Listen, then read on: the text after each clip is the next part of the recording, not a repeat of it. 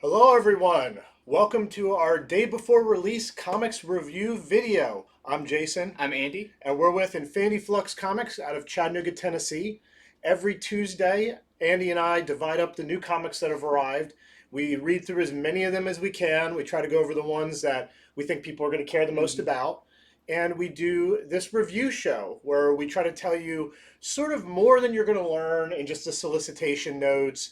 We try to tell you what the comic is about a little bit more, but we try not to spoil everything. We make it Right. a very spoil light show.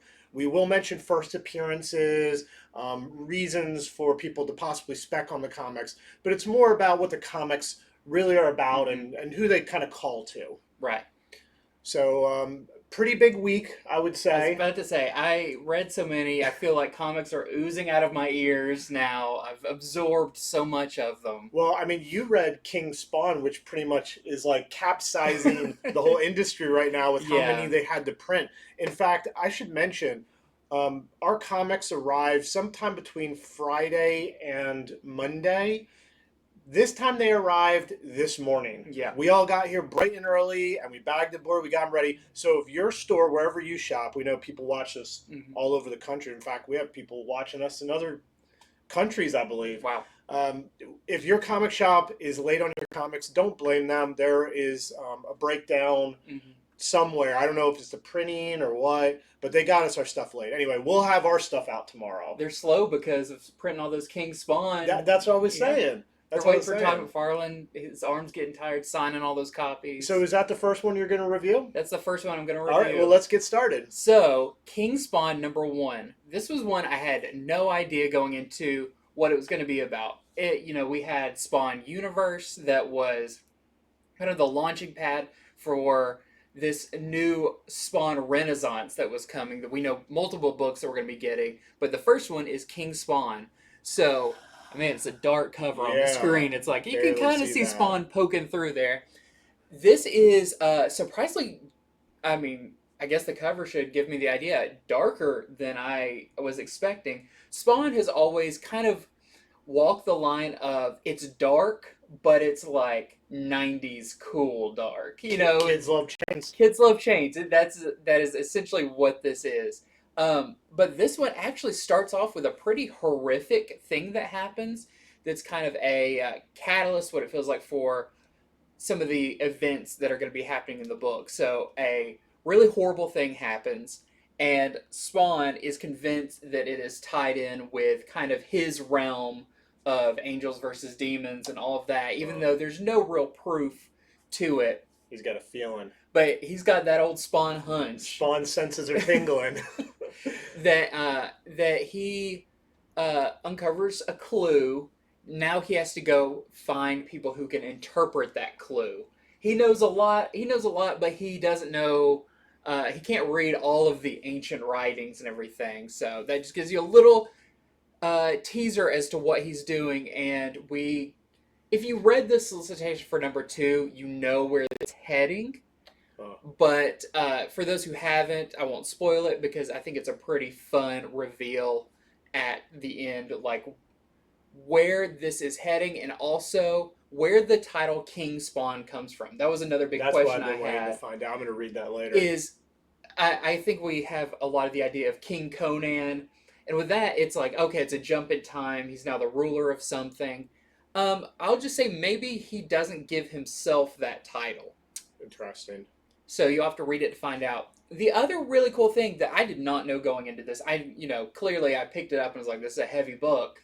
And in the opening credits, it's like a backup story by Todd McFarlane. It's like, oh, okay, cool. This actually has multiple backup stories in it. Oh. And I think they are pretty important ones as we're building this Spawn universe. There's a team book coming up, and I can't remember what it's called, The Scorched or something like that. It has something to do with Char or Scorched or something. I can't remember it now, but it seems to be introducing some characters that may play a part in that. So some first appearances. So there are some first appearances in here, and they are. You could tell some design work went into this. That McFarlane wanted to write these himself. You could tell, like, he's like, I gotta have first dibs at some of these. Now, some of them are some characters we may have not seen in a while, which I think is really cool. There's one in particular I was a big fan of. But there are, let's see, one, two, three. There's three main ones that I believe are, well, two that are for sure first appearances. Another one that may be a returning one.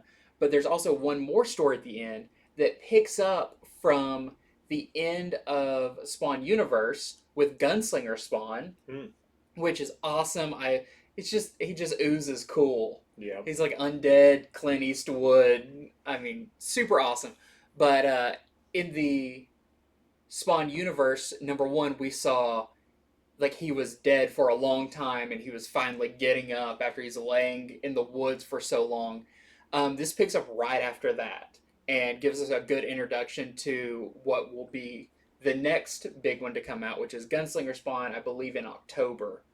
So a bunch of stuff in this. This is a chock full book. It's extra sized.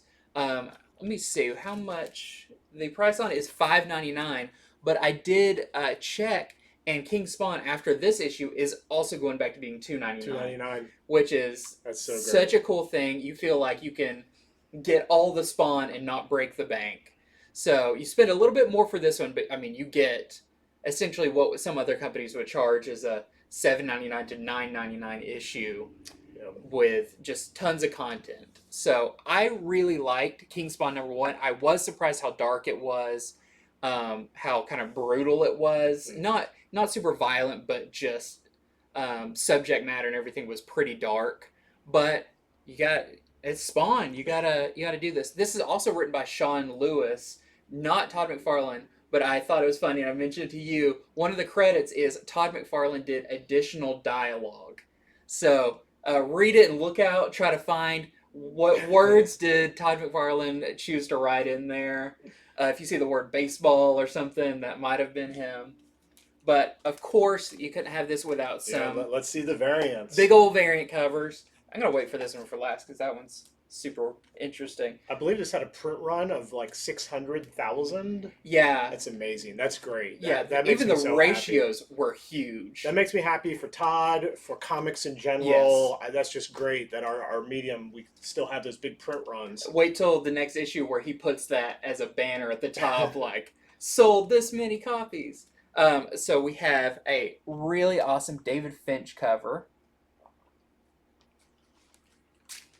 We have I think it's in his contract. He has to come back whenever there's a new Spawn something. There is the Capullo variant, which I always love seeing Capullo draw Spawn. There is the Sean Murphy variant, which he's done some covers in the past. I love his take on Spawn. Of course, we have the Todd McFarlane variant, sitting on his throne. We have is this one? Oh, this is the one that connects. So this is the Brett Booth variant, who's going to be your artist on Gunslinger Spawn. And I was watching an interview, so King Spawn, Gunslinger Spawn, all the number ones that are coming out, this is going to be connecting. Each of them will connect and have all of the characters. I forgot how many he said were going to be on there. It's like 300 characters or something. Wow. So if you want to get all those, you might want to go ahead and pick this one up in anticipation of the other ones that will be coming out. McFarlane and his ambitiousness. Very ambitious. And then finally, really interesting, this is the Donny Cates variant. Donny Cates got to draw Spawn, inked by Todd McFarlane.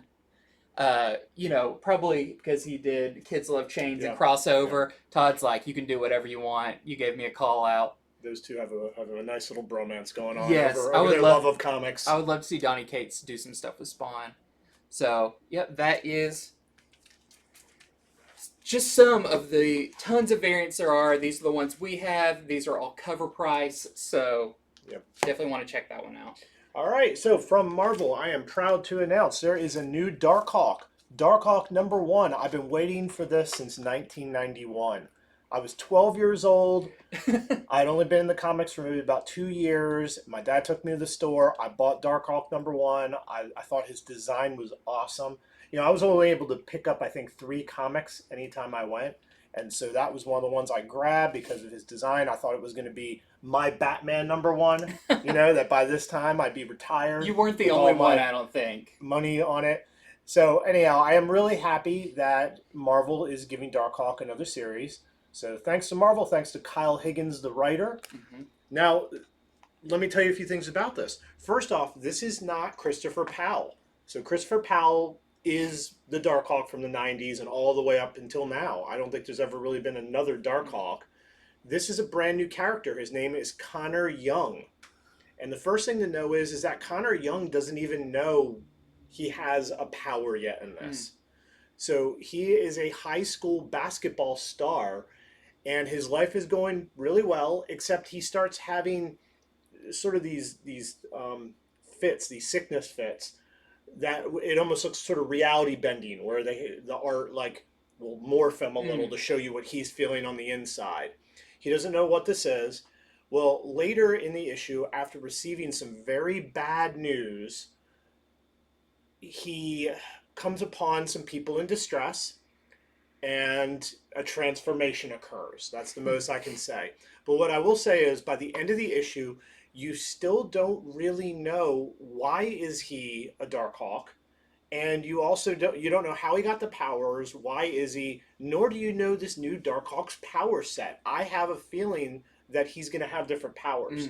The first bit is in the wings. The wings don't look metallic like the original Darkhawk.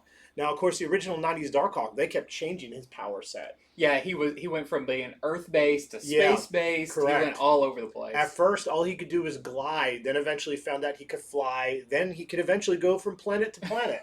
So, I mean, there were points where he could fire lasers out of his eyes. Yeah. They did a lot of different things, so I don't know what they're going to do with this. We got several variants here, the first of which, this is the U variant. And there you can see these wings I'm talking about. He's got some pink glowy wings. Yep. And then next, can't do some 90s Darkhawk without a Ron Lim variant. And still killing it. Yes. Looking great. And then we have this 1 in 10 Laraz design variant we're selling to our customers for $15.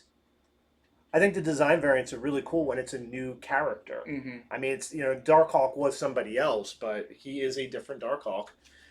Then here's the 1 in 25 Suyan variant. We are selling to our customers for $30. And the 1 in 50 Diodata variant we are selling for $70. He's striking a pose there. That's really cool because is he younger than Christopher Powell was? Yeah. Yes. Okay. He is. Christopher Powell, he was like a young adult. This kid is still living at home with his parents. He seems like he's maybe 17. Yeah. Maybe that's about what I would guess. I completely forgot. There are incentives for King Spawn. I did want to show up really quick. That's how good I am. I forgot to reach in this box over here. We were reading comics right up until showtime. Yeah. You were setting everything up, and I still had pages open. So we have a 1 in 50 Capullo sketch variant, which I love the way they do these sketch variants with, you still see the blue border and everything. It's kind of the most raw form of that you can get. We are selling that to our customers for $35. So, there's that one. And next up, kind of feel like a book that needs no introduction because it happened back in 1978.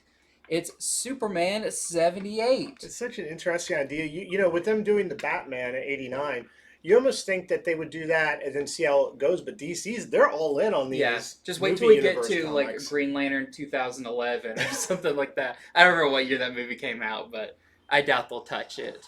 So, as you can imagine, as it's pretty self-explanatory, this is a sequel to Superman, the 1978 Christopher Reeve, Richard Donner Superman movie, much like how the Batman 89 was the sequel to the Tim Burton one.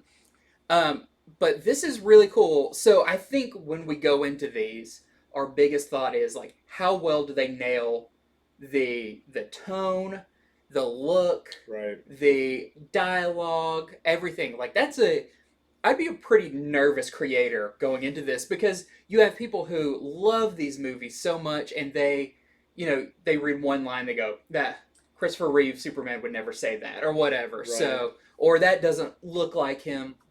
I want to say, much like the Batman '89, this one I think nails it uh, with the with Fredo Torres doing the art. He has a very classic style that he captures. Especially, I made a note about Margot Kidder, Lois Lane, looks really really good, and just kind of her like snarky looks she gives Clark are really good in this.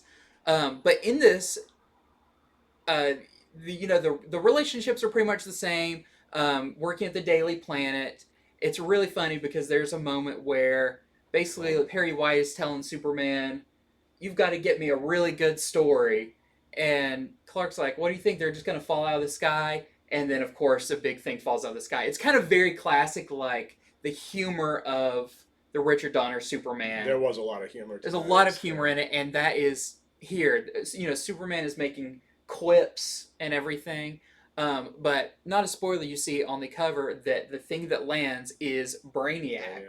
So it's really cool to see a character that I don't know. That my kind of first thought was when Brainiac showed up, how would they have done this back then? Would this have been a guy in a costume?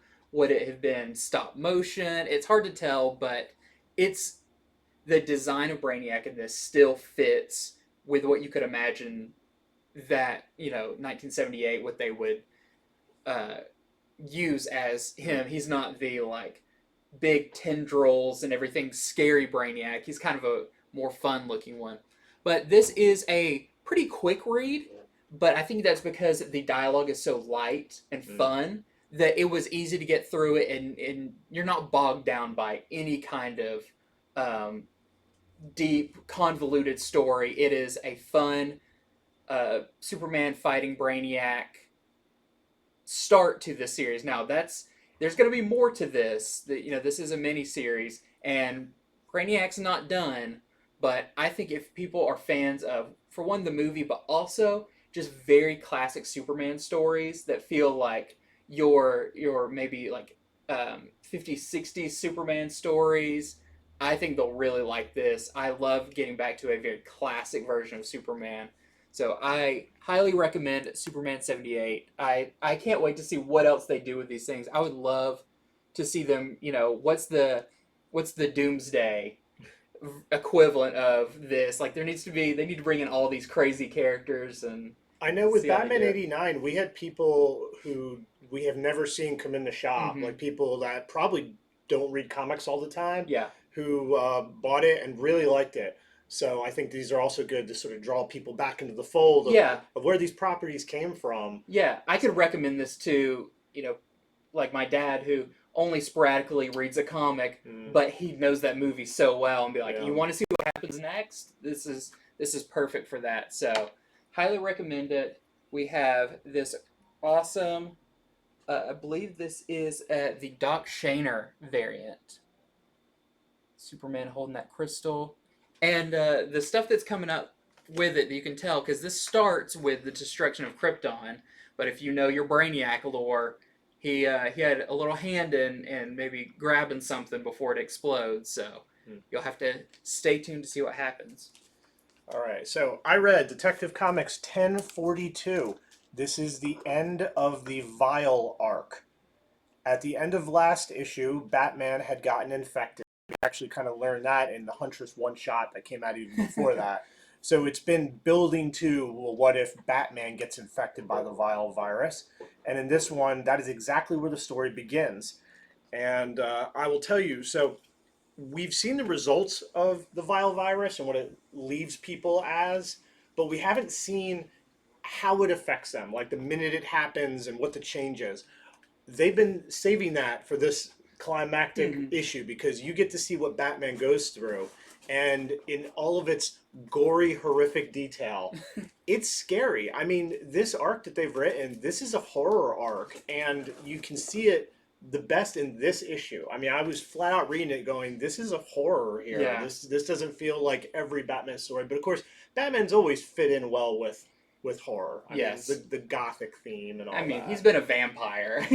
Yeah, so I really did like the parts where you got to see what it does to him, and no amount of my words will be able to paint that picture. You're gonna have to see it for yourself.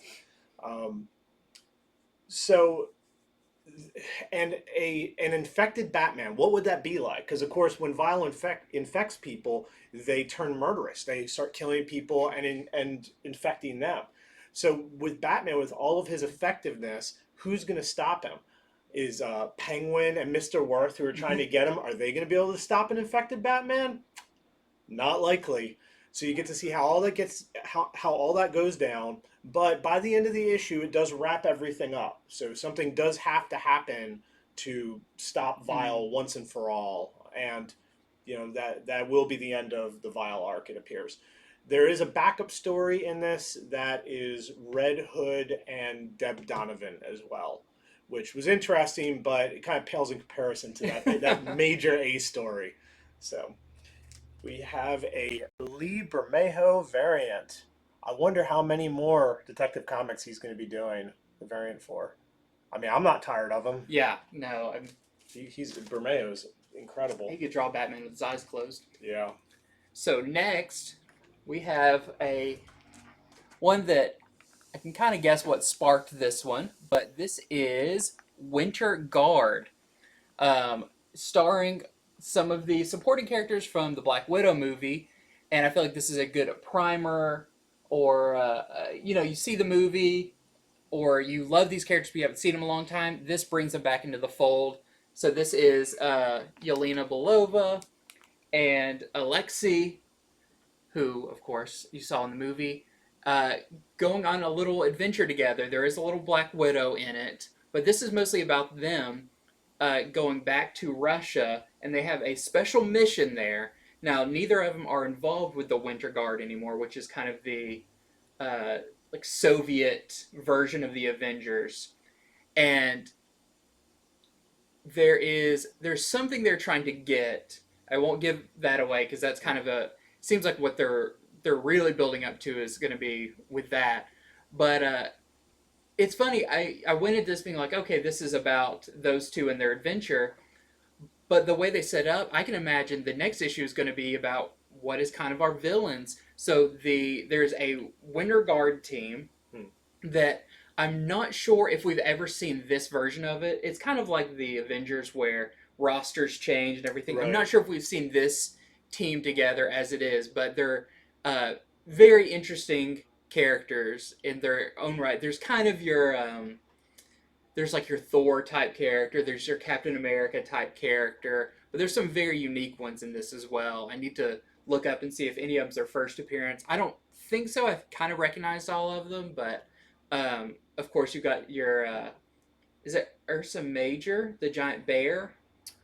I can't remember his name, but they all play the Red Room Bear. Yeah, so they all play a big part in this, and it's really about the relationship with Yelena and Alexei, Red Guardian, and kind of how far they've come from where they started, being kind of villains, and maybe the Avengers still see them that way. There is a really interesting part with Captain Marvel that essentially is like, Yelena, like, this really points to you being the bad one here.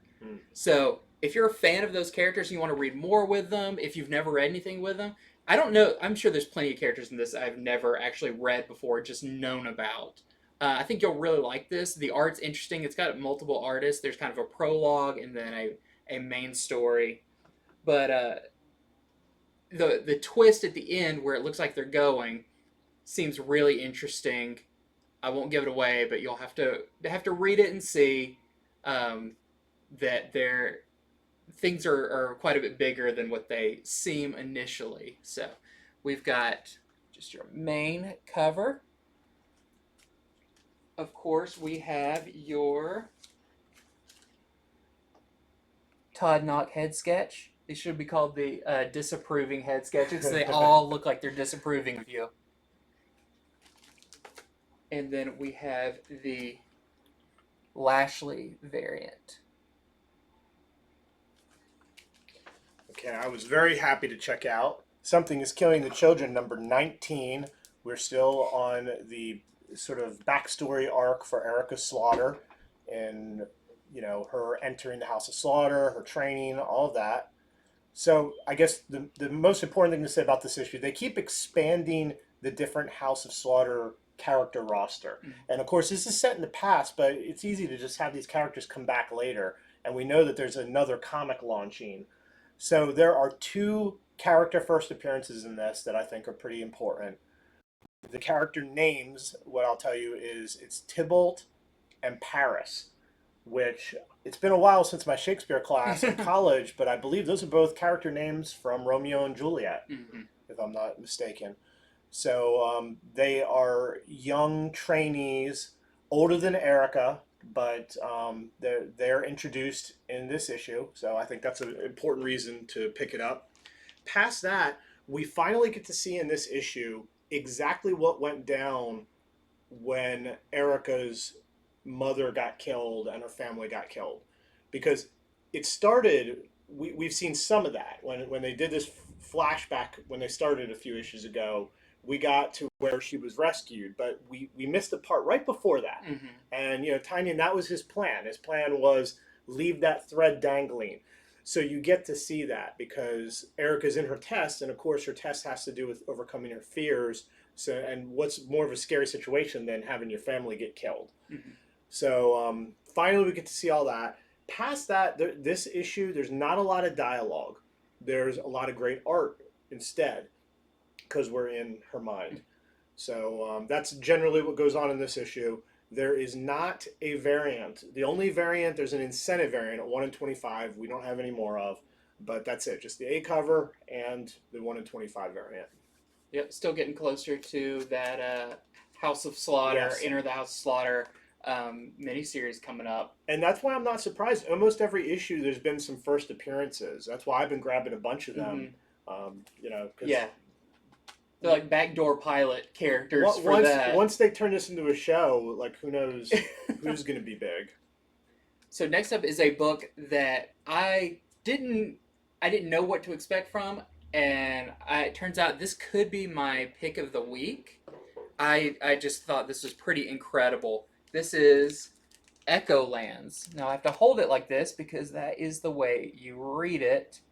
This is by J.H. Williams and Hayden Blackman, and I'll have to show you. It's actually stapled at the top. You read it like this, and at first I thought I wouldn't like that because it's different, but turns out this is really cool. And J.H. Williams III is such an amazing artist. I first read a lot of his stuff with like Batwoman. Then he went on to do a lot of like really cool covers and everything. But this is, if you know his art, it is very sweeping. Yeah, as Andy was reading this, he paused to show me some of the art. I'm trying to find like really incredible pages that don't art. give stuff away, but I can't imagine how much time went into some of yeah, this. if you see like this is all one scene, so you read it and you go across with stuff going on in the center. And I mean, I could go on and on about the art in this. I probably will, but no, because for one, it's the format of it that's very interesting, but also it gave me a very Sandman feel, Fables feel, like Vertigo at its height feel, where the characters in the background in this are so many different things and so many different art styles. So there's one where like there's a almost like Buck Rogers spaceman that's in a like a watercolor style, and next to him is like a black and white Frankenstein, and there's like mech suit heads and all this crazy stuff. I mean, the Echolands are a very like a dream city in this. I haven't gotten to the story yet. Now I just have to paint you the picture of what this book looks like. Because the one time there is a flying hamburger, which is it's nuts, but it gets me into the story where we have our main character who I believe her name is Hope. We don't get a lot of kind of explanatory dialogue because it's all very like in the moment action. She's on the run from uh, wizard police that are chasing her through the city, accusing her of stealing something, and it's this format that I think is perfect for that, like chasing across a city. You get her from one side of the page to the other, almost every page, bumping into people, them yelling at her. Um, but you get this little story along the way of she has this ability called the red, and it's a very destructive ability, and you see that in gory detail in this. um, but this is a very small snippet of like the overall story, so we don't learn a lot. We just see that she's got this power, and maybe she can't necessarily control it. There's some other characters that are introduced in here that are just as interesting. um, but it's so hard to like explain this book without you seeing it because it is wild. They even explain in it, like while they're running through the city, they run into a wall where there should have been a door, Oh. and they're like, she's like, "Oh, this was just a door last week," and someone she's with says, "You're lucky if a wall stays in the same place a couple of hours here." So this is a constantly evolving and changing world, and she plays some key part of it. Um, I won't give away any more because you got to read it. There's some villains that show up that are crazy, but if you're a fan of Sandman, Vertigo, Fables, books of magic, very much that feel. And I'm really excited to see. I'm looking forward to just looking at that art in more detail from what you showed me. It's earlier. not a dense read, but you'll want to take it slow because there's so much to look at and done so beautifully. I mean, this is like one of your high art comics. Also, very much like Saga. Not as kind of when Saga is like high fantasy, but they had like this like real world banter and dialogue. Not quite that, but the you never know what you're gonna see is definitely in this. We also have a variant by J.H. Williams III, and that is once you read it, you'll kind of understand this character as well. There's I hope we've ordered enough of those. I mean, it looked cool, so we ordered up. But this might heat up. I was very hesitant just because of the format. I've read, I believe, I forgot what X-Men series it was back early 2000s had books that you read that way and everything. And unless the artist knows how to really work in that format, it's you read it and you go, well, why didn't you just do it the normal way? This, you read it and you go, this is the only way you could do this. Yeah. You get center of 2 pages scenes in multiple pages that wouldn't have worked the other way. So if you're on the fence, or maybe you haven't even heard of this, I highly recommend Echolands. That went from one that I was mildly interested to I'm definitely picking it up and I'm on board with it. All right, so next one we're going to go over is Marvel Voices Identity #1. Celebrating all the Asian heroes across the Marvel Universe with a lot of different story by a lot of Asian creators. And so let me tell you here's the snippets on all the stories in this because it's a bunch of them. This is a very long comic. I think it's a 40-pager. So the first story is Shang-Chi. He goes up against a version of himself if he had turned evil like his father wanted him to. So that's the first story. So right out the gate, a good strong one. Right away, I was like, this is awesome. I wish this could be the whole comic. After that, you get a story with Jubilee. She is at the gravesite of her parents, and we get a flashback story of what it was like growing up in her household, which I think is really cool. You get to see Jubilee at all these different ages. And I think that's great because, Jubilee's a character that kind of grew up alongside me. When the X-Men animated series came out, she was young. Now she's older. She has her own kid. So it's kind of cool to have her young again and grow up again in that way. You get a story with Jimmy Woo, Agent of Shield. It was very reminiscent of Men in Black. It's one of these aliens are messing around on Earth, but he's gonna get you stories. You have Ms. Marvel. She saves and then teams up with Red Dagger in another story. We have a story with Wave from Agents of Atlas. These Agents of Atlas characters, they keep coming back. We told people that these characters are not created just for one-time use. So Wave meets Bishop, and she's like blown away by, oh my God, you're my favorite X-Man, and is surprised that he knows who she is. So that's a nice story. Then we have a story with Silhouette, who she goes on some dates and considers like the idea of duality. She wants to change her name. Kind of one of the deeper stories. And then there's a manga story in this, like total manga style. It is Armor from the X-Men, and they've made sushi and have sushi with Silver Samurai on Krakoa. It's a very short, very silly manga story. And then I think lastly is the story with Amadeus Cho. He's hanging out with Cindy Moon. They're seeing New York together, the sights, and of course villains attack. So there are no first appearances in this issue at all. It's just sort of a lot of feel good stories, and I think that's cool. Not all comics have to be the world's going to end. Sometimes it's cool to have some feel good stories, some stories that just examine characters' past. So I did enjoy it. I thought it was a good one shot. Here we got the variants for it. The first one is the Gonzalez variant with Jubilee on it. Jubilationally. Yeah, you got to see that one in person to see the colors. The colors are great. Gonzalez, so good. Then here is Momoko, Peach Momoko. So this is Nico from The Runaways. Took us a minute to suss that out. First you look at it, it looks like Death such from a good cover. Sandman. From Sandman, I can see that. Yeah, a little bit gothiness to it. Then we have the Ahmed variant. Several characters on there. Ms. Marvel. Then, of course, we have to have the Inhyukali variant. And we got a few of these incentives. This is the 1 in 25 tan variant we're selling to our customers for $35. Then here's the virgin version of the Momoko variant. This is the 1 in 50 we're selling for $65. And that was my last one. Wow. I left a cliffhanger. Yeah. So, my next one is a big one.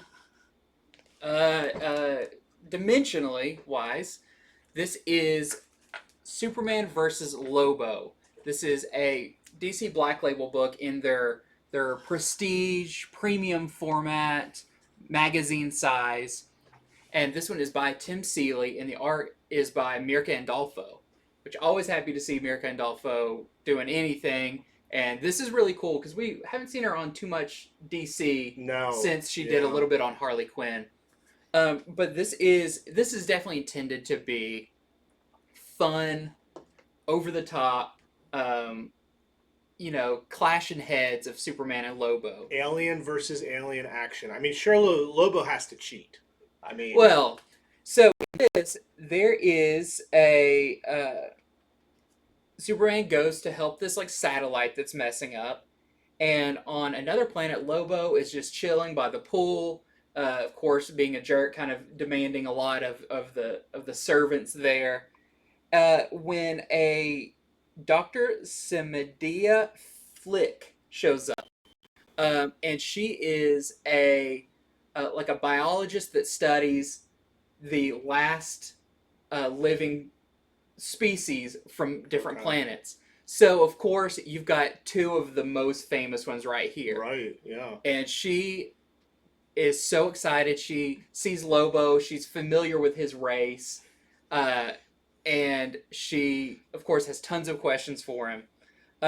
So she's really into Lobo until she sees Superman. And now... steals the thunder. Superman steals the thunder. Now Lobo, who was a little bit annoyed at first by this biologist, now is frustrated because she's gone all goo goo over Superman, and oh my gosh, it's a Kryptonian. I can't believe it. And now Lobo's kind of upset. So Lobo is going to do his best to now be to take out the competition and be the number one last species from a planet. So in this, since it is Black Label, it's not as Black Label as you would think, especially with Lobo. It's still more on the fun side. There's language, but it's still done in like I forgot what the technical term for it, but it's like at symbol, asterisk, all of that. I see. So it's still pretty tame. Lobo gets his arm like blown off and it regrows, but nothing you wouldn't see in a normal comic. So I still think this is pretty, teen plus, whatever. We'll really enjoy it. And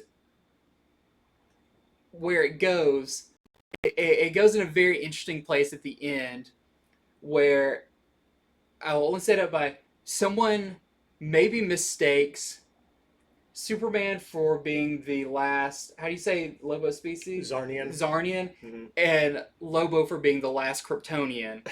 And that, and hilarity ensues when stuff comes of that. So, really fun issue. The format is good. Sometimes it's like the Bermejo one, you could see like when you look at it, you're like, oh, this is big, beautiful art. I think this could have worked as a smaller book, but I love Mirka Andolfo's art, and I'm always happy to see it at a bigger size.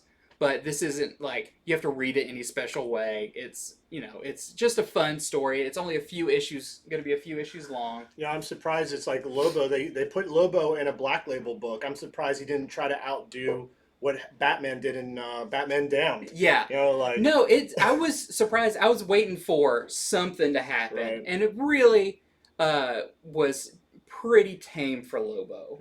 Now, it could get a lot worse, so, warning there. I don't know if it's going to happen in issue 2. But we do have the Simon Bisley variant. Of course, you can't do Lobo without having a Bisley cover. And there's also a Joe Harris cover that we are already sold out of. So, yep, that is your next magazine-size Black Label book from DC. Okay, so my pick of the week for which comic I enjoyed the most is Ice Cream Man number 25. So this is an oversized issue. I think everybody involved is just delighted with how good Ice Cream Man has done. 25 issues for a comic that is anthology based, with very few returning characters. You got the Ice Cream Man himself, who's sort of the thread, but you barely ever see anyone a second time. Now, I will say, this issue, they actually show some characters from past issues that you get to catch up with a few of them. So, I mean, right away, that really excited me. Now, the plot, it is on a plane, as you can see. Most of this is on a plane. And there's action going on all over the plane. In the cockpit, you have the two pilots. They're waxing philosophical, part philosophical and part inane as the plane is going down. Because the whole thing is a thinly veiled analogy for the fact that we're alive, yet we all know we're going to die someday. So you get to visit other people on the plane. You get to see how they react to this. Some people are scared. Some people don't notice.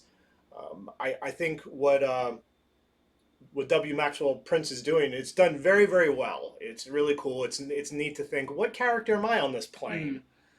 I like that he always works with the existential dread.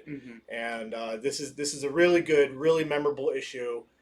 And of course, as the plane is going through the sky, eventually headed to crash, you get to see people on the ground see it. And some of them you might recognize from past issues. And the people on the ground see the plane as different things. Some might see it as an angel floating by, some a demon. But even cooler, there is a surprise backup story.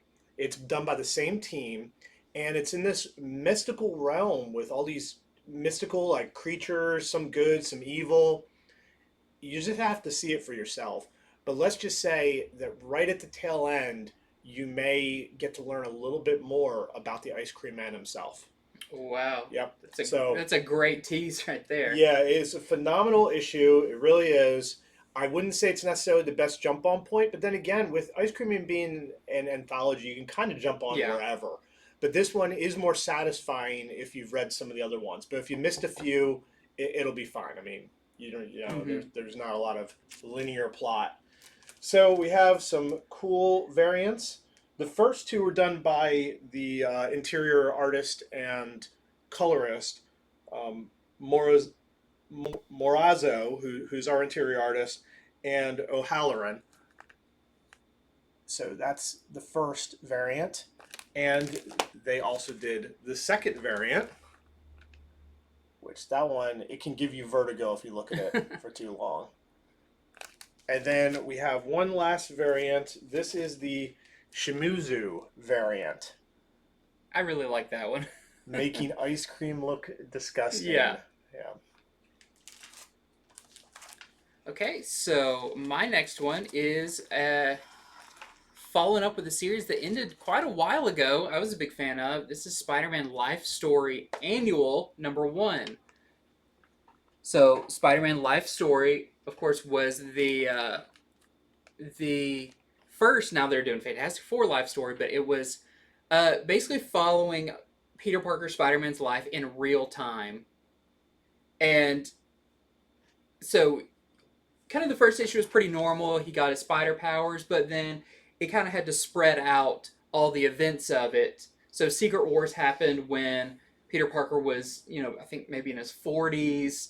It's very interesting to see how do you do Spider-Man in real time and how do you fit all the events and everything into it. Well, this is similar, but this time with J. Jonah Jameson. And since it's only one issue, it basically his entire life is in a one-shot. So in this, it starts in, I believe, 1965, and pretty classic J. Jonah Jameson. He is cursing Spider-Man and telling Peter Parker, bring me more pictures of Spider-Man. But as this goes on, it's very, it's kind of a character deconstruction of J. Jonah Jameson, where he can't give up the fact that Spider-Man's a menace. His son even comes to him and is like, hey, Spider-Man saved my life. And Jameson's like, no, he's doing it. This is a ploy. He's trying to get on your good side, but he's bad. And it's kind of how this like vendetta that Jameson has against Spider-Man kind of destroys his life because he won't admit that Spider-Man is not a menace. It's really interesting. It's a little sad. It's got a really cool ending, but it's also interesting to see throughout his life. At one point he pretty much created Scorpion to kill Spider-Man. That was one of the classic stories. You see how that's worked in, all the Spider Slayer stuff, all of that into Jameson's whole career and whole life. So really fun. I don't think you had to have read the Spider-Man life story to get it. It just fits the format of the life story, following real time a character. So really cool, just a one-shot story. Was this done by Zdarsky? Chip Zdarsky and Mark Bagley again. So your team from before. Original team. And we also have this really nice Bagley variant. All right, so let's see. My next one is Extreme Carnage Riot. This is part 5 of the 8-issue Extreme Carnage series, which began with Extreme Carnage Alpha. Then we had Scream. After that, we had Phage. We had Lasher. Now we get to Riot. So a lot of cool stuff's been going on in Extreme Carnage, and this issue begins with Senator Crane, the senator who has something to do with Carnage's plans, but we don't know what, because he pushes this pro-human agenda. He's very anti-alien, particularly symbiote. So it's sort of like, well, what do you have to do with Carnage if you're against him? But that's probably the best way to hide, is seem like you are an enemy of the villain when you really are the villain. I don't know if that's the case, but we get back to that character. We get a little more on him in this issue. But then after that, last issue, we got the first appearance of Silence, a new symbiote that is partly Andy Benton. Mm-hmm. So Andy Benton is not Scream right now. The Scream symbiote is off somewhere else. If you've been reading, you know where. But now she is Silence, and in this one, we find out specifically that she has a new power that no other symbiote has. That is a really good power. It's really good against symbiotes.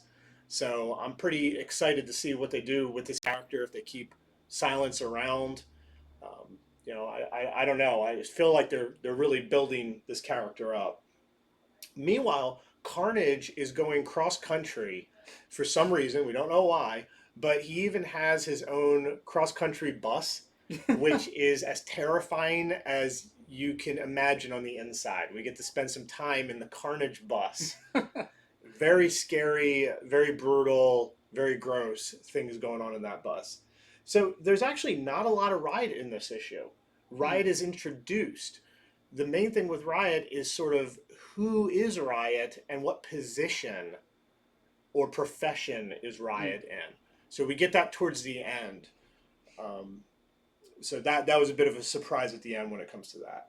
We have several variants. Here is the Johnson connecting variant. I love this one. When you read it, it's really fun. Scotty Young variant. I'll let you guys read it at whatever store you shop at. That'd probably be a little too much to go over. And then here is the Nakayama design variant. This is a 1 in 10 that we're selling for $15 to our customers. Awesome. Next up is Mother of Madness #2 of this 3-issue series, co-written by Amelia Clark and Marguerite Bennett. So I feel like I'm talking to the people who read issue 1. This is a very interesting read, very dense read. I don't want to say confusing, but it intended to be that way. The way you read it is very interesting. So I had a lot of questions after issue 1 about our main character Maya, who in the first issue was basically a origin story, kind of a prequel to her becoming a superpower. And according to her different moods, she has different abilities. But it's more about her being a mother and being kind of just a human being in the world. So in this one, what I did really like was it started with her basically just saying, yeah, these are my powers, because when I get sad, I do this. When, I get angry, I do this. It kind of spelled it all out, which I wasn't super clear on at the end of the first one. But this is still also a origin story of still her life, the birth of her son, and her getting her costume, which is a really cool scene. I'm just upset that the format the book is in, it's got a spine, so it's a thicker book, and when you get the 2-page reveal, the character's kind of stuck in the crack of the pages, and you don't get a huge reveal that would have been really, really cool. But on the back of the comic, you do get that same page, but not squished. So, cool second issue. Once again, it is a dense read. You really have to take it slow. You really have to digest the dialogue and what's going on, because some of it's kind of breaking fourth wall. It doesn't always happen in chronological order. It's a very interesting book, and it's only 3 parts, so I'll be interested to see how they wrap it up in the next one. But yeah, the reveal of the costume's really cool, and once again, the art in this is phenomenal. There's multiple pages that are kind of a big collage that are really, really nice. Really enjoyed that. So we've got a couple of variants for it. We have the Lotte variant, we have the Ferris variant, which is really fun. You kind of get a good idea of her taking care of her child, and there's a really fun scene where you see her using multiples of her powers and how that helps her being a mom. And then we have this 1 in 10 Vecchio variant that we're selling for $20 to our customers. All right. So another series I've been enjoying a lot is Robin. So I read Robin number 5 today. The last issue, somebody killed Ravager. Don't worry if you haven't been reading this. This is all taking place with Lazarus Pit stuff going on. So Ravager had to die because everyone had to die at least one time for the tournament proper to start. So guess what? This issue, the tournament is about to begin. They're rolling this out slowly, but I've been having such a good time reading all the stuff that I don't mind. Usually when something's promised like, hey, it's a tournament and we're 5 issues in, it hasn't even really properly begun, I would be a little bit upset. But this has been just a blast to read. So in this issue, the tournament is setting up and it's not as freeform as it's been. Because the pre-tournament killing, they could just do it anytime during the day. It didn't matter where, all over the island, indoors, outdoors, didn't matter. With this, there is a sort of arena that is being built up in a way. You'll just have to see for yourself. And the tournament is going to start at dawn. And so this is before dawn. This is the night before. Yeah, because they're not allowed to fight during the night, right? Mm-hmm. So they get a rest. They get a break. And so it's that night. And where is Robin? Now, if you saw last issue, Robin was up on a rooftop, and he was accosted by pretty much all the other Robins who came before him. They've all come to try to bring him home. So this issue is cool because a lot of it is a big rooftop race of all the Robins up against Damian Wayne. Mm-hmm. And it's great. It's really, really good. There is, what I like anytime you have characters and they're running from each other, but they can still talk. In real life, that's probably impossible. In a race, people can't hear you. But in comics, it's completely fine. It's a good way that you can get some action in and also have some good writing. So in this, it gives the chance for Damian to dissect all the other Robins, what he thinks of them, and he uses it as a tool to throw them off their game. So very, very cool. When you read what he says about each and every one of them, it's like, oh, he kind of got you. There is also a story or two that's told. Some things come up about Alfred, and he gets a gift. Damian gets a pretty cool gift by the end of this issue that you'll have to see. So although the tournament doesn't quite start, it does end pretty much like it is dawn. Tournament's going to happen. In fact, they show the cover for the next one and they say a lot of battle. That's kind of the tagline for it. So I'm really looking forward to that. I quite enjoyed it. There is a variant. There's the Manipul variant. We're out of it, so I don't even have it to display, but I just want people out there to know if you're grabbing all the Robin, look for that. Yeah. Even though you're reading this one, I took a sneak peek at this one because I saw all the Robins on the cover, and I was like, I gotta look at this one. Yeah. And it does not disappoint. Yep. It's really cool, and just the way Damian is, he sasses all of them in their own way because he knows how to cut. He'd say those cutting remarks. It does get a little sentimental at points, though, too. Yeah. So. Okay, so next is Superman, Son of Kal-El, number 2. This is a pretty big hit around our store. People were, I feel like people have watched this character, from his creation to now he's taking over the mantle of Superman. So there's some people who weren't necessarily into the regular Superman, but they are checking this one out. Also, definitely helps Tom Taylor's writing this. Yeah. And this issue is really interesting. So the first one was definitely a setup issue. We saw Jonathan Kent, Superman, now taking care of a small problem, but it didn't introduce any of kind of the big story. This one is a little bit of the same, but I feel like it's much needed because we have to find out what kind of Superman Jonathan Kent is going to be. And he's I think Tom Taylor writes him really well. He's still young, and he does have a little bit of that attitude of like I know better, and that's brought into question in this because Superman Clark Kent is in this issue. And I think that's really interesting because he was not in issue 1, and we're still a little in the dark about where he's going. Why isn't he going to be on Earth? And he's not on Earth in this one. Uh, Jonathan has to meet him somewhere off planet to kind of unload about some stuff that's just happened with him being Superman and saying like, finally, man, I kind of get how hard this was. And it was a great moment. It's a great father-son moment. And there's an interesting bit where Jonathan kind of calls, I just call him Clark, Superman, calls him out on, like, you could have done more.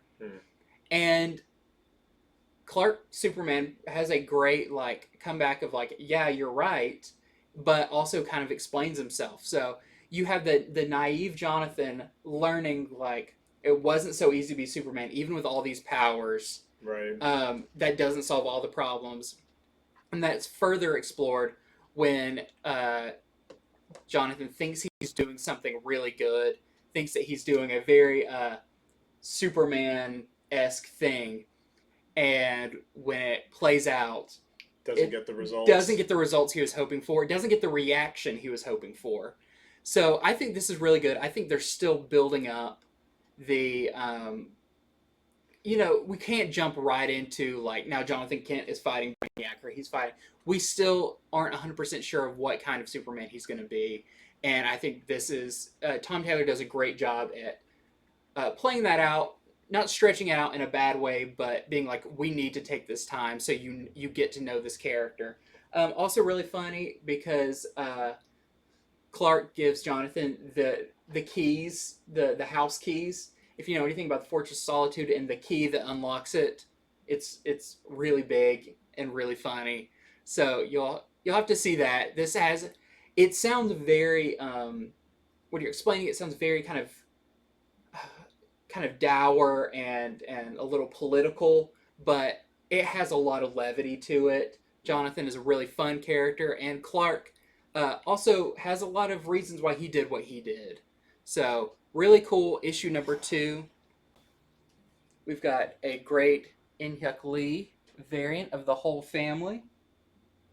And there is some new characters introduced in this that when you think of Superman, you think, well, there's Lois, there's Jimmy, there's Perry. Right. But Jonathan doesn't have quite those. He has Damian. Right. But he doesn't quite have his kind of non-superpowered, in that world, he needs his secret identity counterparts to, and this introduces some that you'll have to see that I can imagine are being set up to play a long-term role in his life, because that's interesting. He's got to have that supporting cast just like Clark did. So, yeah. Yep.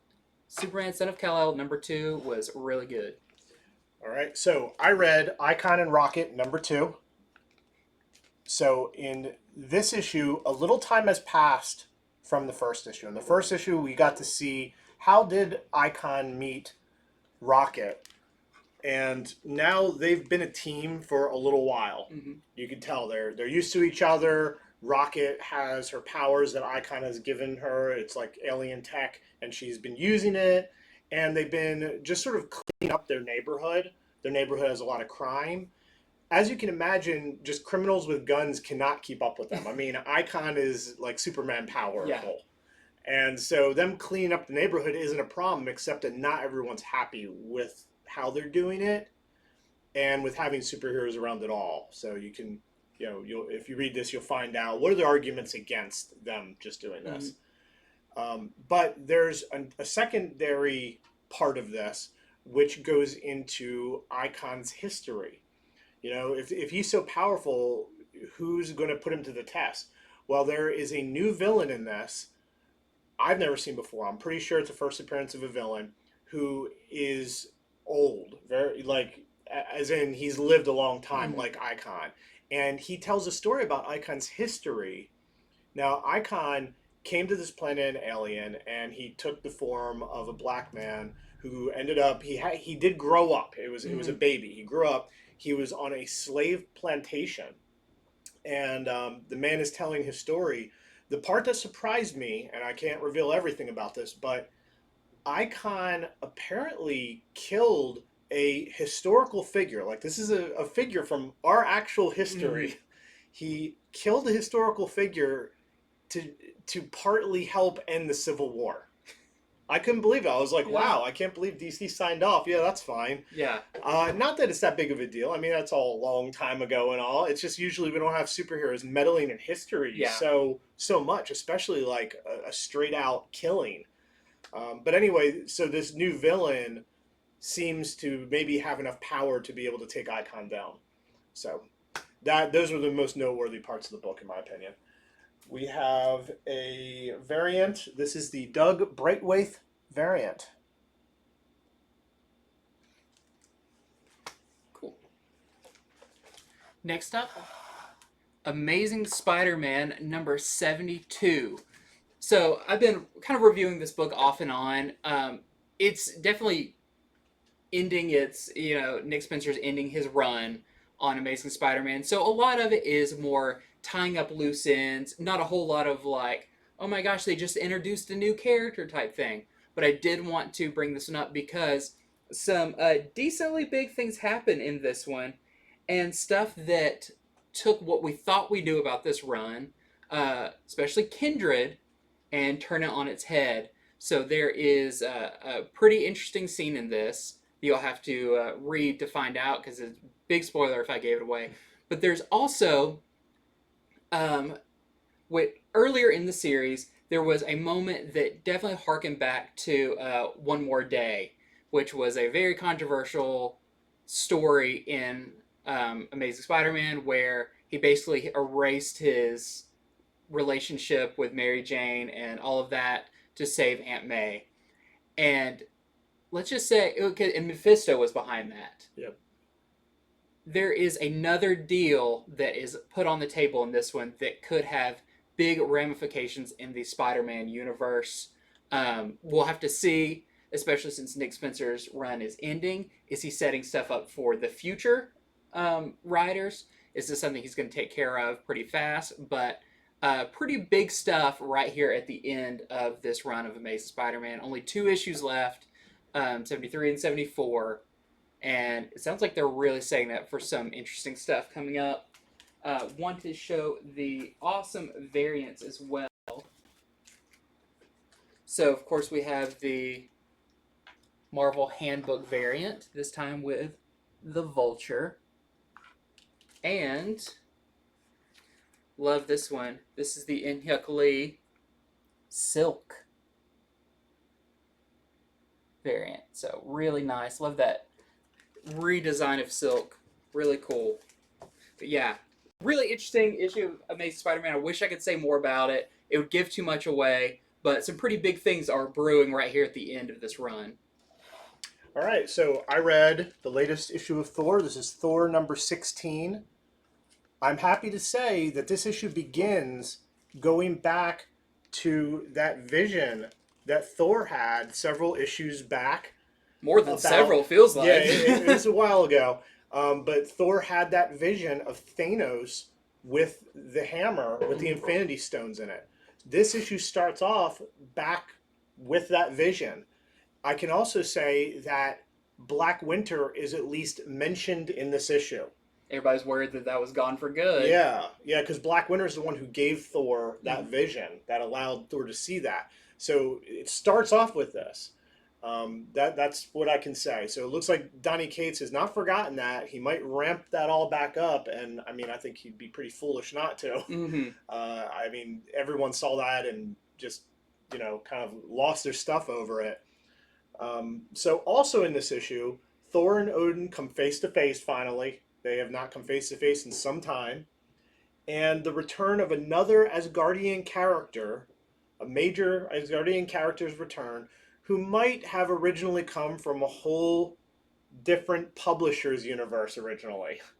So wow. If you really, really care to figure it out, I'm sure you can. But I've got my brain brain churning trying to figure it out. Okay, so some of the variants. Here is the Rob Liefeld Deadpool 30th anniversary variant. And then we have the NetEase game variant. And lastly, or no, not lastly, I have one more. The creepy Peach Momoko Beta Ray Bill variant. This one just creeps me out. And we have the 1 in 25 Klein incentive variant for $55.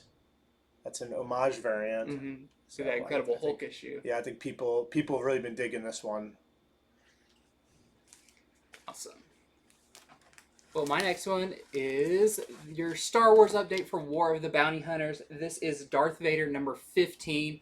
And what these issues have been doing that aren't in the main War of the Bounty Hunter series, the 5-part series, it feels like they're telling the stories around the main story. So in this one, we learn how Vader found out about the auction for Han Solo. And it heavily involves this character, Ochi of Bestoon, who was kind of introduced in this run, but we know his final fate was in Rise of Skywalker, but we don't know how he got there or the kind of manner of his life and what entailed in that. But this is heavily about him and Vader putting him to the test if he can truly trust him or not. So this has a lot to do with War of the Bounty Hunters without being right there in the center of the action. So really great issue. The series continues to be so good. It's cool because Ochi came into the Vader series. He was hired to kill him. Yeah, and now he's working. It's kind of cool too, where now the shoe's on the other foot, and Vader's kind of telling him what to do, and it's like, wow, you can even take someone who's going to assassinate you and use them. So, yeah, there is the Wanted poster variant for that one with Kira on there, and we also have the Lucasfilm 50th anniversary. Really cool one with Darth Maul. I know a couple of people around here who are going to get that just because of Darth Maul on the cover. Sailbearing Episode 1. And the other one we had come out this week is Dr. Aphra. This is number 13. And Aphra has also been at this auction for Han Solo, but she's kind of figured out maybe I'm in over my head, her and Santa Staros. And I don't want to say this wraps up the War of the Bounty Hunter story for her, but it feels like they're slowly leaving it, and we see where they're going to go after this. It still involves things, because even the next issue is a War of the Bounty Hunters tie-in, but it's definitely their paths have intersected, and she's now leaving it. But it doesn't mean it's not a great issue and really interesting. What's going to be coming next, because the Crimson Dawn seem to be... We're going to be exploring more of them in Aphra's series. So we had the main cover. We have the Wanted poster variant. I mean, right when Vader shows up, Aphra's like, I'm out of here. Yeah, that is a very interesting little story with her and how she responds to seeing Vader again, and it kind of like really shakes her. Then we have the Episode 2 50th anniversary, not of Episode 2, but of Lucasfilm, with Jango and Boba on it, with Kamino in the background. So, really, really fun 2 issues, and War of the Bounty Hunter continues to be like a really fun read through all of the issues. All right, so I read issue 3 of Garth Ennis and Liam Sharp's Batman Reptilian. Look at that cover. That's right, you're going to see this character in there, and you might even see something a little bit like the cover in there. Ooh. So this starts off with something I think that this series needs at this point, and it's Batman and Alfred talking about who this latest creature villain, we haven't got to see it yet, which of Batman's villains has it killed? Like, I mean, they literally have a discussion. They're like listing out all the villains who have been found dead. And by the time they list them all out and they get some more news, it turns out there are only 2 major Batman villains left. Wow. One of which you can probably guess. The other, you might be able to figure it out. Condiment King. I cannot reveal. So there's only 2 Batman villains left. and you get to see what happens with at least one of them in this issue. And the other part that I think was really cool, Garth Ennis, I like, he has written enough and he has enough accolades. He just does whatever he wants. Yeah. And one example of that in this is that Batman, he texts somebody as part of a plan. You know, it's not like communication. It's like part of his plan to text someone. It's like, who could write this but make it where I'm smiling, but also it's kind of Like, messed up. yeah. And it's Garth Ennis. So I've really been enjoying it. Liam Sharp's painted art, it's great, but it is so dark. And I don't mean that in a bad way. I mean, like, you got to strain your eyes at certain things, and he wants you to. There are parts in this that take place in a cave, and I felt I was in a cave. I was reading it in a lit room, but I felt like I was in a cave. So we just have the one variant. This is the Hamner variant.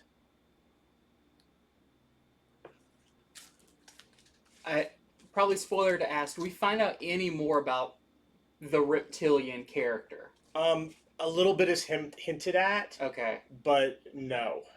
He's building the fear of I was what about to this say, thing it's can very do. interesting that we have the series that, I mean, is called Batman Reptilian, and we really haven't had too much interaction with the antagonist. Well, you know, Batman and Alfred, they pose some theories in this, Mm. so I think some of that is Garth Ennis leaning you towards Mm-hmm. the revelation, Cool. but it is not given away yet.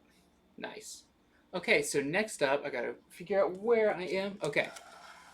One that I did not get a chance to read, I must confess, but I would be remiss if I did not mention Department of Truth. This is issue, what are we up to? 12. Issue 12 of Department of Truth came out this week. So I know everybody's going to want to rush out and get this one because we're getting close to kind of near the end of the second big story arc. And we have some awesome variants for this as well. So we have, let's see, the Wingard variant, which is always interesting to see kind of a not painted style with Department of Truth, when it's a little bit more comic booky. And then we have the Campbell, not J. Scott Campbell, different Campbell, but very atmospheric, really cool. But didn't want y'all to miss out that Department of Truth number 12 came out this week. All right, so this is probably my second pick of the week. Wow. I think Ice Cream Man for sure is my favorite read. Or wait, hold up, I'm grabbing the wrong one. This is good. This was cool too, but I got out of order too. It is Avengers Annual number 1. This one surprised me. So this is another Infinite Destinies tie-in. I keep talking about these, telling everyone I'm looking too deeply into them, but it turns out I am not. They are building this towards something pretty important. And if your shop still has this, you might want to grab this. So let me tell you why. It starts out with Captain America and Iron Man having a discussion about which Infinity Stones have shown themselves and bonded with people. And it turns out there are 3 stones that they know about, and they know what people have them. They don't necessarily know where these people are. So they're worried about the other 3 stones. Well, in this issue, it introduces 2 new characters, one of which seems like they're going to be a pretty important character. This character gets a lot of dialogue. They get really fleshed out as to who they are. They're a very different sort of character. And this character gets imbued with the Soul Stone. So we know they're going to be back. I'll just tell you that straight out. This is not a one and done for this character. They have the Soul Stone. It is for sure that Marvel is... So I guess what I should say is Captain America and Iron Man get to talk with the Infinity Stone for a little bit in this. So we actually find out a little bit about why are they bonding with people and what is going to happen. What's their plan? We don't find out everything, but we do find out that this is building to something. So, and this new character is pretty major. So this one snuck up on me. In the backup story, it's the Nick Fury story. We get to see the resolution to Nick Fury and Nighthawk. We left off with them as they were trying to abduct Star, and Nick Fury, it seemed like he had gone bonkers or something, was going to shoot Nighthawk. Well, we learn why that is. There is some deep spy stuff going on. I was very happy with the resolution of that, because why would Nick Fury be working with Nighthawk? Nighthawk, this is the one from the Heroes Reborn story where he is trying to change reality back to Heroes Reborn, and all that gets addressed in the B story. So overall, I really enjoyed reading this, and I think some major stuff's happening, particularly the new character. He calls himself Multitude. That is the character's name. So look for that first appearance. I don't think you'll be sad if you pick it up. I tried to order our store more, but they're out. Wow. So that's got to tell you something. That's it. And there is no. We are out of the variant for it. There is a variant for this, but we're sold out of that. We're real here. We tell you, like, hey, we order it, and people thankfully listen to when we talk about some of this stuff, and they add it on. So really nice. Next up, we have Cable Reloaded. This is not your kid Cable. This is your classic. As you can see on the cover, big sword, big gun, classic Cable. And this is part of the Annihilation story where in Guardians and stuff we've seen that Dormammu has possessed Ego, the living planet, right, and is using that as kind of a battlefront for his invasion with his mindless ones and everything. And now... and a big part of that is Sword, the X-Men kind of space defense force.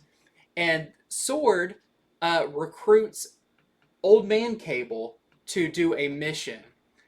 And pretty cool, you get your classic Cable gets to put together a team of X-Men that he thinks are going to be perfect for this job.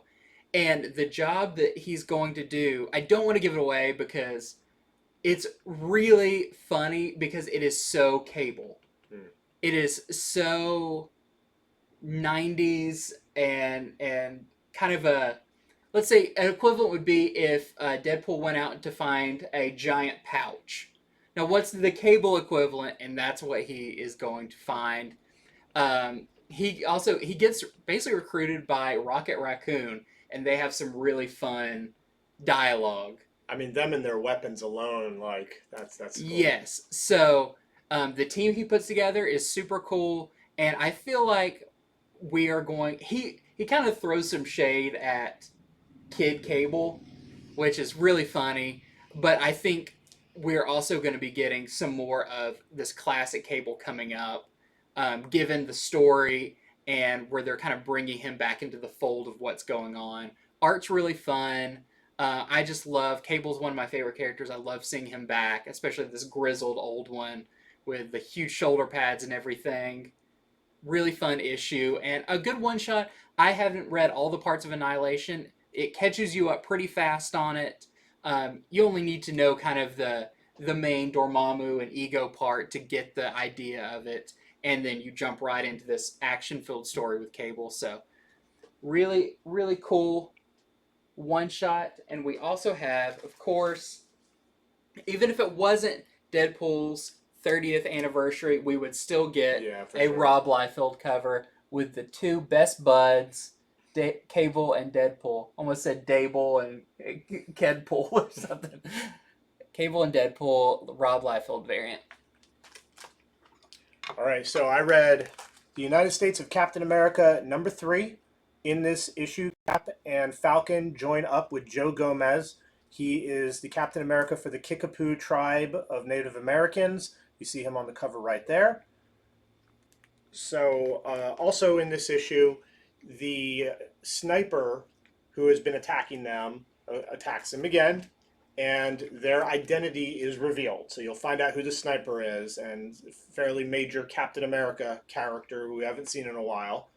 Later in the story, the fake Captain America with all the speed, the real fast Captain America, attacks sort of a governor's rally, and another major Captain America ally shows up to help, and it looks like this ally is going to be joining the team for the next few issues. It's going to be pretty interesting seeing Cap, Falcon, and Redacted, because I can't spoil it, all together. Usually you just see two of them together, not all three.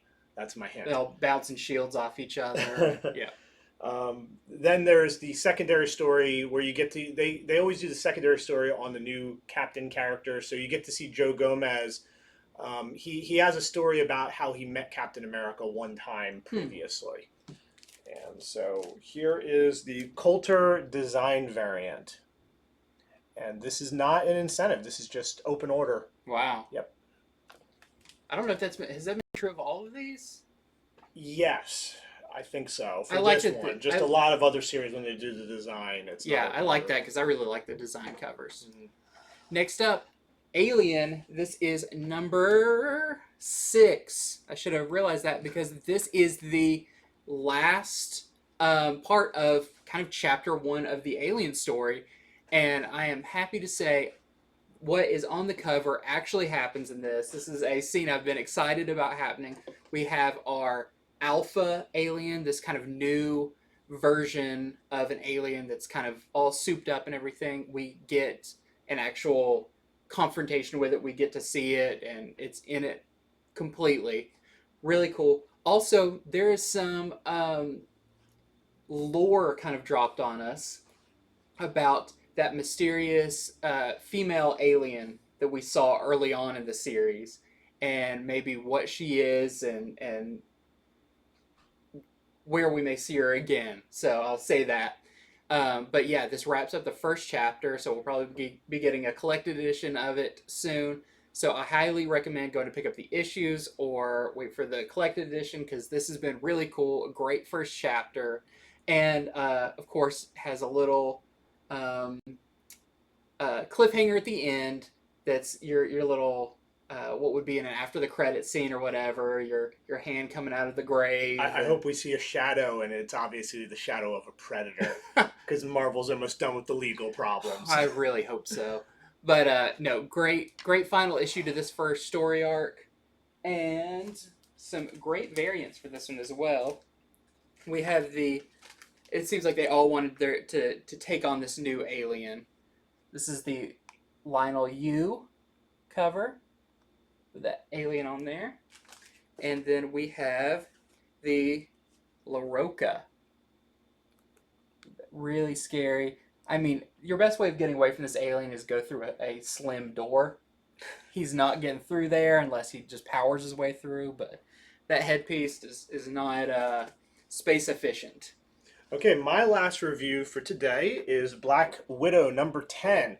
In legacy numbering, this would be Black Widow's 50th issue. Oh, they wow. put that in the top corner there. So this is the end of the Apogee plot line. This wraps all that up. I'd say the first noteworthy thing about this is Lucy gets a new outfit, and you get the sense that this is going to be her ongoing outfit. So pretty big deal. She has her look sort of picked out. Past that, we finally get to see Apogee's face. I can't really say more than that. I was about to say, you had some theories before. I did have some theories before. My theories, none of them panned out. That's what I'll say. But we get to see Apogee's face in full, and Black Widow calls in another female superhero ally to help the team. So it almost looks like going forward, this might turn into a pretty big team book, because if Anya Corazon sticks around and this other character does, that would be 5 of them. But at the very least, I can tell there's at least going to be 3 of them. That this is going to be at least a small to medium-sized team book going forward. We got 2 variants. Here is the Mark Brooks variant, which is really good. It's like, choose your cover. Adam Hughes or Mark Brooks. Yeah. If you only had to pick one, good luck on that. They're both fantastic. And then here is, pulling my stuff down, the NetEase variant. Which that game actually comes out tomorrow, that all these variants are based on. Oh, wow. I got the notice that it started its early download on my phone, so I'm gonna report back and see how it is with all these variants. Okay. So my last one is one that I wish I got to read in full and not just skim, because I really like the first issue of this. This is Amazing Fantasy issue number 2. and this is the Kari Andrews series where basically taken teenage Spider-Man, characters from all over time, teenage Spider-Man, young Black Widow, still like Red Room training Black Widow, and classic Captain America, and threw them all on this kind of fantasy island where it's very like savage land and everything. So looking through this one, looks like more of that, more a lot of fun stuff with that. Some unexpected characters show up, but I'm really looking forward to reading this. I just ran out of time with all these books. There were a lot. There was a lot this week, but I am really looking forward to reading this. I got a head start, so I finished mine. Oh, whatever. You were like a superhero reading. I can't touch that. So we also have another Kari Andrews cover, which is so interesting that his style is so versatile that this almost looks like. I would have never guessed the same person did. Yeah, this looks like the animated, like the '90s Spider-Man animated series, which I think is a little bit what he's going for. Wall crawling. And then finally, we have a very nice Peach Momoko variant with Black Widow, kind of teenage Black Widow on there. So really nice. All right, well, that's it. Ooh. Thank you all for joining us on our day early comic review video. We appreciate it, whether you watch us on Facebook or you watch us on our YouTube channel. If we have been help at all, hit the subscribe button. We keep pushing those numbers up and up. People keep hearing about us, seeing all the work we put into this. Mm-hmm. We will be back on Friday with our Comics from the Future video, where we go over all the open order comics that you can get, and we tell you about those as well. So until then, we're going to put some order details up on the screen for anybody who's looking for a store who will do good by them. Otherwise, have a great day and go read some comics.